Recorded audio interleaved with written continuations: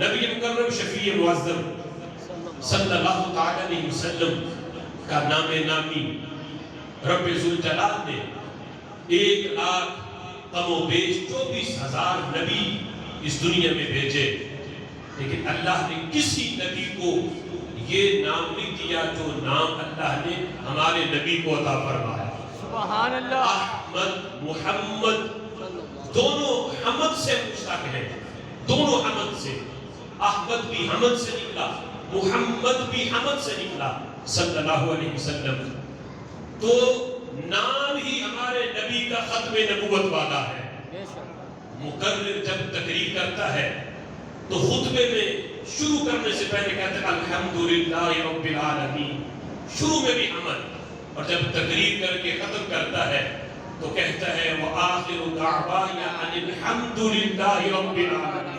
سبحان اللہ۔ شروع بھی حمد سے ہے، اختتام بھی حمد پہ ہے۔ تو اللہ نے نام ہی ہمارے نبی کو ختم نبوت والا دے کے بتایا، کسی دیگر نبی کو میں نے یہ نام نہیں دیا، اس لیے کہ وہ ختم نبوت کا تاج پہن کے نہیں آیا، یہ نام ہی میں نے ان کے لیے رکھا ہے جن کو ختم نبوت کا تاج پہنا کے بھیجا ہے۔ سبحان اللہ۔ تو رب ذوالجلال نے ہمارے آقا صلی اللہ تعالی علیہ وسلم کو نام نامی یہ دیا، اور پھر کسی دیگر نبی نے اس دنیا میں آ کے اعلان نبوت کرنے کے بعد کسی نبی نے یہ نہیں کہا کہ میں نے یعنی اپنی امت کو یہ کہا ہو کہ میرے غلاموں قیامت تک تمہیں جو چاہیے وہ میں نے تمہیں دے دیا ہے، میں نے تمہارے لیے دین مکمل کر دیا ہے، قیامت تک تمہیں جس چیز کی حاجت ہوگی وہ سارا میں تمہیں دے کے جا رہا ہوں۔ کسی نبی نے یہ نہیں کہا۔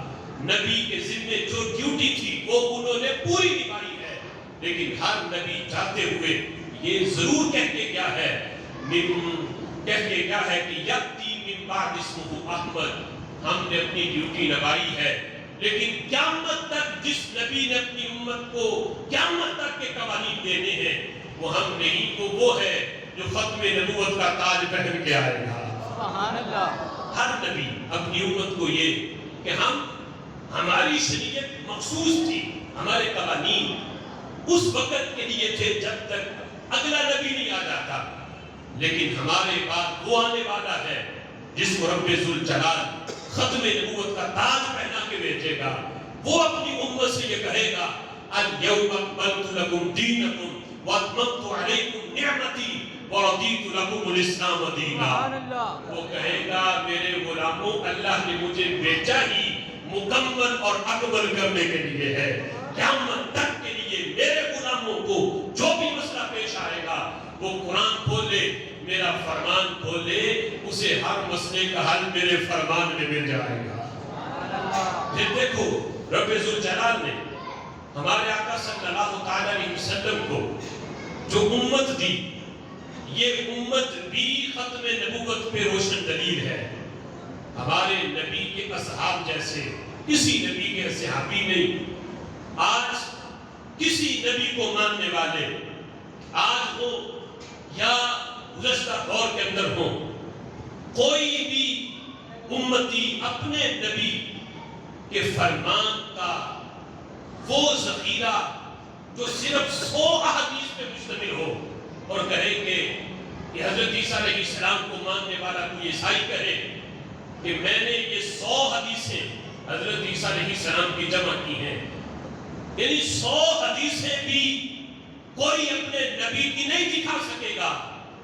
یہ اس امت کی شان ہے جس نے احادیث کو احادیث نہیں 65 علوم صرف اس بات پہ تیار کیے کہ نبی پاک علیہ السلام کے فرمان کو حدیث کی حیثیت دی جائے، اور احادیث کے علوم پر کہ حدیث کے علوم کتنے ہیں 65 علوم صرف اس بات پہ تیار کیے کہ کون سی حدیث حسن ہوتی ہے، کون سی غیر حسن ہے، کون سی صحیح ہے، کون سی غیر صحیح ہے۔ 65 علوم صرف نبی پاک علیہ السلام کی حدیث کو سمجھنے کے ہیں۔ بقیہ صحابہ نے نبی پاک علیہ السلام کے فرمان صرف فرمان کی روایت نہیں کیے، बल्कि रसूलुल्लाह के अंदाज को भी बयान फरमाया है। सुभान अल्लाह। यहाँ तक कि हमारे नबी ने ये बात की तो हुजूर का अंदाज क्या था? जलाल में थे या अंदाज मुस्कुराहट वाला था? खड़े थे या बैठे थे? हालत हाज़िर में थे या हालत सफर में थे? खड़े थे, बैठे थे, क्या कैफियत थी, वक्त क्या था? यहाँ तक भी सहाबा-ए-किराम अलैहिर्रिज़वान ने बयान करके बताया और बता रहे थे लोगों, पहली उम्मतों ने अपने नबी के इन अफ़आल और अक़वाल की तरफ तवज्जो इसलिए नहीं दी, उन्हें भी पता था कि दीन को कामिल और अकमल करने वाले ने बाद में आना है।